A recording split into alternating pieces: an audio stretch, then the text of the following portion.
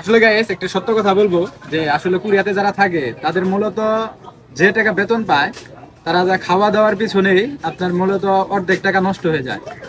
Mobile খরচ। সেটার হিসাব আমি এখন আপনাদেরকে দেখাবো ক্যালকুলেট করে যে আপনার এই মাসে আমার খরচ হয়েছে প্রায়, আসলে যার যার খরচ তো এটা ব্যক্তিগত খরচ, কিন্তু আপনার যদি তাও যদি টেনে টুনে যদি খরচ করেন তাও আপনার খরচ হবে মাসে 3 লাখ থেকে 2.5 লাখ ওন,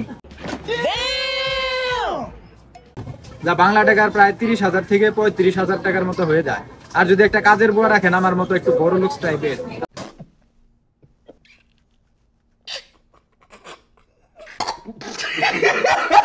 তার কথাই নাই, যে তার পিছনে আপনার মাসে দিতে হবে 10,000 টাকা বাংলা টাকা। তাহলে ধরতে গেলে মোটামুটি 40 থেকে 50,000 টাকা খরচ হবে। আর আনুষঙ্গিক তো খরচ আছে, আপনি যে এক জায়গা থেকে আরেক জায়গায় যাবেন ট্রেনে বাসে, এটার জন্য যে কার্ডে পে করতে হবে ওইটার জন্য মাসে 10,000 টাকা খরচ হবে। ইনকাম ট্যাক্স 4 লাখ কোন।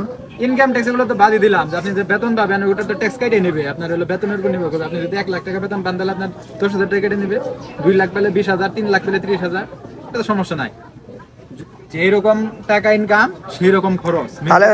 তাহলে বুঝতে পারছি যে আপনার প্রত্যেক মাসে ইন টোটাল 11 থেকে 12 লক্ষ ওন খরচ আছে, সেটা বাংলাদেশি টাকায় 1 লক্ষ টাকা। লক্ষ না হলেও মোটামুটি 6 থেকে 7 লক্ষ।